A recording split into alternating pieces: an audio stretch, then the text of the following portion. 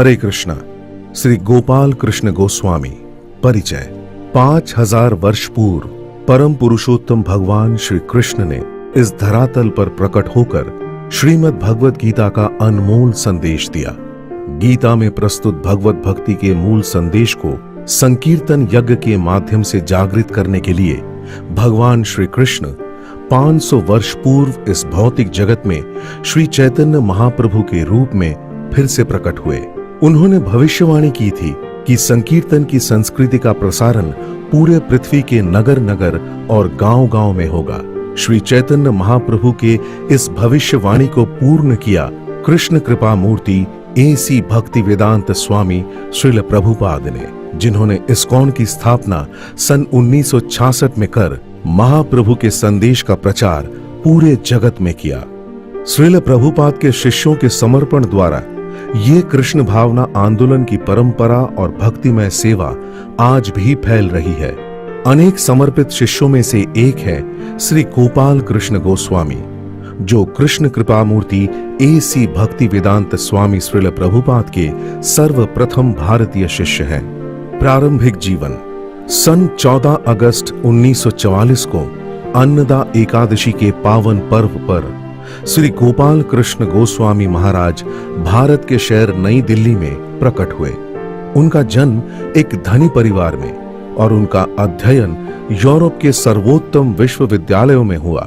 30 मई 1968 को उन्हें मॉन्ट्रियल मंदिर के अध्यक्ष द्वारा एक आमंत्रण प्राप्त हुआ। श्रील प्रभुपाद अगले ही दिन मॉन्ट्रियल पधारने वाले थे। सदैव सेवा भाव में विलीन महाराज ने तुरंत आग्रह किया कि यदि कोई सेवा हो तो वे करना चाहते हैं। तब उन्हें श्रील प्रभुपाद के कमरे की खिड़कियां और दरवाजे साफ करने की सेवा दी गई, जिसे उन्होंने बड़े लगन के साथ किया। श्रील प्रभुपाद के साथ जो उनकी पहली भेंट हुई, उससे उनका जीवन नाट्यपूर्ण ढंग से बदल गया।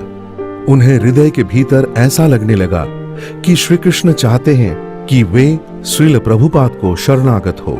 3 महीने की अवधि तक श्रील प्रभुपाद मॉन्ट्रियल मंदिर में ही रहे और इस दौरान कई प्रवचन दिए और महाराज उनके हर एक प्रवचन में नियमित रूप से उपस्थित रहते थे और जब तक प्रवचन पूर्ण नहीं हो जाता वे अपने जगह पर ही टिके रहते और श्रील प्रभुपाद के चले जाने के बाद ही वे वहां से बाहर कदम रखते। प्रथम दिवस से ही वे श्रील प्रभुपाद के प्रति बड़े आदरपूर्ण थे। दीक्षा और शिक्षा प्राप्त करना। श्रील प्रभुपाद उनमें अत्यंत रुचि दिखाने लगे थे और महाराज से लगभग हर दिन वार्तालाप करते थे। देखते ही देखते उनका श्रील प्रभुपाद के साथ एक घनिष्ठ गुरु शिष्य संबंध स्थापित हुआ और हर माह वे श्रील प्रभुपाद को 3 लंबे पत्र लिखते। 27 मई 1969 को श्रील प्रभुपाद ने उन्हें पत्र लिखकर कहा, तुम्हारा नाम पहले से ही गोपाल कृष्ण है, इसीलिए उसे बदलने की कोई आवश्यकता नहीं। आज से तुम्हारा नाम रहेगा गोपाल कृष्ण दास। महाराज उस समय केवल 25 वर्ष आयु के थे। बाद में वे सब कुछ त्याग कर मंदिर आ गए और उन्होंने अपने आप को श्रील प्रभुपाद की सेवा में पूर्ण रूप से मग्न किया। अनेक वर्षों के लिए वे अनेक व्यक्तिगत सचिव बने रहे। भारत में कार्य। सन 1975 में श्रील प्रभुपाद ने महाराज को भारत भेजा। उन्होंने उन्हें सन 75 से 1976 तक पूरे भारत के लिए जनरल बॉडी कमिश्नर जीबीसी बनाया। श्रील प्रभुपाद ने विशिष्ट रूप से उन्हें भारत में श्रील प्रभुपाद की पुस्तकें छापकर उन्हें वितरित करने का आदेश दिया।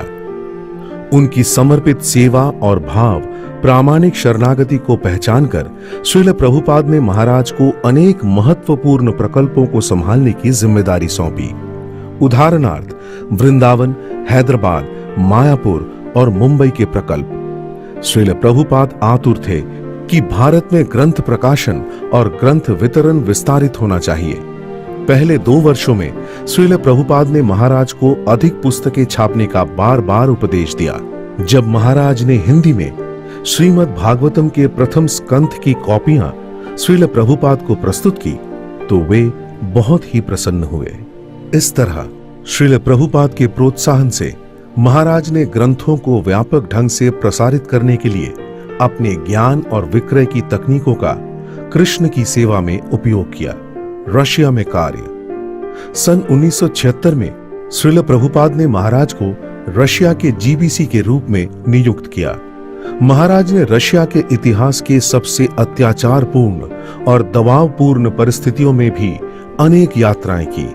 अपना जीवन खतरे में डालकर उन्होंने सोवियत रशिया में प्रचार किया और वहां पर पुस्तकों का वितरण किया। सन 1977 में रशिया में हो रहे अंतर्राष्ट्रीय पुस्तक मेला में महाराज ने श्रील प्रभुपाद के पुस्तकों के प्रदर्शन का आयोजन किया। इस अवसर पर इस प्रदर्शनी के आयोजकों द्वारा उन्हें सम्मानीय डिप्लोमा प्राप्त हुआ और इसमें श्रील प्रभुपाद ने गर्व महसूस किया, क्योंकि उनकी पुस्तकों का सराहना अब रशिया में भी हो रही थी। जैसे ही महाराज ने श्रील प्रभुपाद का उपदेश अपने हृदय से लिया तो आश्चर्यकार पराक्रम प्रकट होने लगे। जैसे ही रशिया में साम्यवादी यानी कम्युनिस्ट नियंत्रण का खात्मा हुआ, वैसे ही धार्मिक प्रचार को आजादी दी गई और उन्होंने वहां अनेक केंद्र स्थापित किए। श्रील प्रभुपाद ने गुरु महाराज को एक पत्र में विशेष उपदेश देते हुए कहा था कि तुम केवल उत्साहपूर्वक आगे बढ़ो और श्री कृष्ण तुम्हें पूरी बुद्धिमत्ता देंगे कि आध्यात्मिक कार्यों को निपुणता से कैसे चलाएं। श्रील प्रभुपाद ने सदैव उनके आध्यात्मिक गुणों की सराहना की और उन्होंने एक बार टिप्पणी दी थी कि गोपाल कृष्ण एक बहुत ही अच्छा लड़का है और उसे प्रोत्साहित किया जाना चाहिए। संन्यास और वैराग्य। सन 1981 में महाराज ने संन्यास आश्रम स्वीकार किया। एक वर्ष पश्चात गौर पूर्णिमा के पवित्र अवसर पर मार्च 1982 में वे दीक्षा गुरु भी बने। मंदिरों का निर्माण।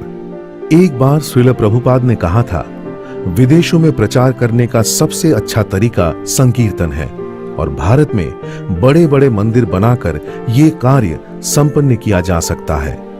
1977 में श्रील प्रभुपाद के तिरोभाव के पश्चात श्री गोपाल कृष्ण गोस्वामी महाराज अनेक सर्वोच्च इस्कॉन मंदिरों को प्रेरित करने में और पूर्ण करने में व्यस्त हैं। नई दिल्ली के प्रकल्प ग्लोरी ऑफ इंडिया का उद्घाटन श्री अटल बिहारी वाजपेयी जी द्वारा हुआ, जो उस समय भारत के प्रधानमंत्री थे। उसमें एक ध्वनि चित्रमय प्रदर्शनी, वैदिक सांस्कृतिक संग्रहालय और एक खुले रंगमंच यानी ओपन एयर थिएटर की सुविधा है। लुधियाना के शानदार मंदिर, जिसे ग्लोरी ऑफ पंजाब कहते हैं, उसमें एक ध्वनि चित्रमय प्रदर्शनी, वैदिक सांस्कृतिक संग्रहालय, जगन्नाथ मंदिर और एक खुले रंगमंच की सुविधा है। मुंबई के हेवन ऑन अर्थ प्रकल्प में अनेक आधुनिक सुविधाएं हैं। आध्यात्मिक साधकों के वैदिक शास्त्रों का सार समझने के लिए एक पठन कक्ष के साथ एक ग्रंथालय एवं एक वैदिक संस्कार सभागृह है और इसके अलावा एक आध्यात्मिक प्रसाद से पुष्ट करने वाला गोविंदा भोजनालय एवं एक भव्य प्रसादम भोजन कक्ष भी है। सन 2015 के सितंबर में श्री श्री राधा गिरिधारी मंदिर, मीरा रोड, मुंबई का उद्घाटन हुआ। श्री श्री राधा मदन मोहन मंदिर, खारघर, नवी मुंबई, जिसमें ग्लोरी ऑफ महाराष्ट्र नामक प्रकल्प है। इस मंदिर के मुख्य पहलुओं में होंगे अन्नदान अर्थात फूड फॉर लाइफ कार्यक्रम, आत्मा के लिए वैदिक शिक्षा प्रणाली और संस्कृति, व्यक्तित्व विकास कार्यक्रम, भारत भूमि की कलाओं का संरक्षण, गोरक्षा, धर्म तथा विज्ञान का संश्लेषण और रायगढ़ के जिले जरूरतमंद निवासियों का आर्थिक व सामाजिक विकास। श्रील प्रभुपाद के इच्छानुसार आज दिल्ली प्रांत में 13 से भी अधिक मंदिर कार्यशील है। रोहिणी, गुड़गांव, द्वारका, गाजियाबाद, पंचशील, साहिबाबाद, छिपीवाड़ा, पंजाबी बाग, छतरपुर, पूर्व दिल्ली और नोएडा। ये मंदिर इस भौतिक जगत में आध्यात्मिक जगत के दूतावास है और वे सभी को आश्रय दे रहे हैं। हजारों राष्ट्रीय और अंतर्राष्ट्रीय यात्रियों को और भक्तों को आकर्षित करने के अलावा वे दिव्य संदेश श्रीमद् भगवद गीता यथारूप का और अन्य वैदिक साहित्यों को फैलाने में प्रमुख भूमिका निभा रहे। ग्रंथ वितरण। श्री गोपाल कृष्ण गोस्वामी महाराज श्रील प्रभुपाद के ग्रंथों के अनुवाद, छपाई, प्रकाशन, वितरण और प्रचार का अखंड और व्यक्तिगत रूप से निरीक्षण कर रहे हैं। दिसंबर मैराथन के पहले श्री गुरुदेव इस्कॉन के अनेक मंदिरों और केंद्रों में जाकर सभी को ग्रंथों के वितरण के लिए प्रेरित करते हैं। महाराज के निपुण मार्गदर्शन में इस्कॉन में ग्रंथ वितरण समृद्ध हो रहा है। रशिया में प्रचार।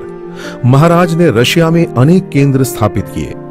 रशिया में रथ यात्रा, गोलोक उत्सव और जन्माष्टमी जैसे अनेक प्रचार कार्यक्रमों का आयोजन हो रहा है।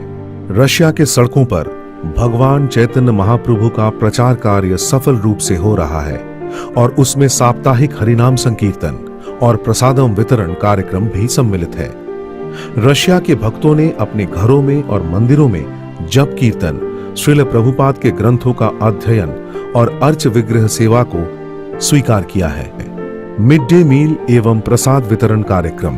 सन 1975 में श्रील प्रभुपाद ने उपदेश दिया था, मंदिर के 10 मील की दूरी तक कोई भी व्यक्ति भूखा नहीं रहना चाहिए।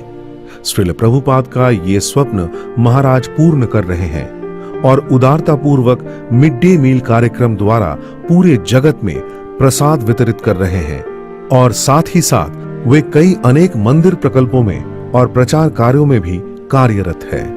महाराज इस्कॉन फूड रिलीफ कार्यक्रम के विश्वस्त यानी ट्रस्टी हैं। फूड फॉर लाइफ एक विशाल प्रकल्प है जिसके अंतर्गत वृद्धाश्रमों, कुष्ठ रोग भवनों, अंध गृहों और मनोवैज्ञानिक एवं शारीरिक रूप से अपाहिज रोगियों को और नैसर्गिक विपत्तियों और संकटग्रस्त इलाकों में प्रसादम बांटा जाता है। हर दिन आधुनिक रसोई घरों के माध्यम से, जो पूर्ण रूप से स्वयंचलित और प्राकृतिक मित्रतापूर्ण है, भूखे बच्चों को प्रसाद वितरण किया जाता है। मिड डे मील कार्यक्रम को बढ़ाने के लिए संयुक्त राष्ट्र संघ का जागतिक अन्नदान निगम ने तकनीकी सहायता प्रदान की है। भारत सरकार ने अनुमोदन दिया है कि इस कार्यक्रम से गरीबों में स्वास्थ्य और शिक्षा के वितरण में बहुत लाभ हुआ है। अनेक राज्य सरकारों ने भी इस प्रकल्प का अनेक राज्यों के शहरों में विस्तार करने में रुचि व्यक्त की है। प्राप्तियां और कार्यकलाप। वर्तमान में महाराज भक्ति वेदांत बुक ट्रस्ट के अध्यक्ष और ट्रस्टी हैं, जो पूरे विश्व के वैदिक साहित्य का सबसे बड़ा प्रकाशक और वितरक। श्री गोपाल कृष्ण गोस्वामी महाराज ने सभी क्षेत्रों में भक्तों के योगदान को प्रेरित एवं प्रोत्साहित किया है। रशिया में तथा शेष CIS के प्रांतों में उन्हें भारी सफलता प्राप्त हुई है। इन प्रांतों में कई इमारतों को ले लिया जा रहा है। ग्रंथ वितरण तेजी से बढ़ रहा है। फूड फॉर लाइफ कार्यक्रम भी बढ़ रहे हैं। साप्ताहिक सेमिनार भी चलाए जा रहे हैं। भोजनालय विकसित किए जा रहे हैं। नियमित प्रचार कार्यक्रम भी चलाए जा रहे हैं। पाठशाला और महाविद्यालयों में सामान्य रूप से भी लोग कृष्ण भावना आंदोलन के प्रति अनुकूल हो रहे हैं। पाकिस्तान में भी महाराज निर्भय होकर प्रचार करते हैं। इस प्रकार वहां भी अनेक समर्पित व उत्साही शिष्यों के निर्माण हो रहे हैं। इतिहास में पहली बार पाकिस्तान में स्थित स्वामी नारायण मंदिर में इस्कॉन के द्वारा रथ यात्रा का आयोजन हुआ। सन 2016 में अत्यधिक प्रामाणिकता तथा समर्पण के साथ इस्कॉन परंपरा के परिपूर्ण प्रतिनिधि के रूप में महाराज आज भी श्रील प्रभुपाद के कार्य को आगे बढ़ा रहे हैं। शुद्ध भक्त के अचिंत्य गुणों को और कार्यकलापों को प्रकट करने के लिए ये शब्द पर्याप्त नहीं है। प्रचार कार्य के उद्देश्य से पिछले 3 महीनों में विश्व के 50 से भी अधिक शहरों का भ्रमण कर चुके हैं। अपने अस्वस्थ अवस्था में भी महाराज कभी भी श्रील प्रभुपाद और भगवान श्री कृष्ण की सेवा से नहीं चूकते हैं। उनके इस उत्साह की सराहना जितनी की जाए उतनी कम है। उनके इस अकल्पनीय जोश के विषय में जब एक भक्त ने रशिया के एक डॉक्टर को बताया था तो वे अचंभित रह गए। आश्चर्य व आदर के साथ उस डॉक्टर ने बताया, तुम्हारे गुरु में अति मानवीय स्वास्थ्य की क्षमता है जो मानव शरीर की क्षमताओं के बाहर है। मैंने कभी भी इस तरह का तत्व पहले नहीं देखा है।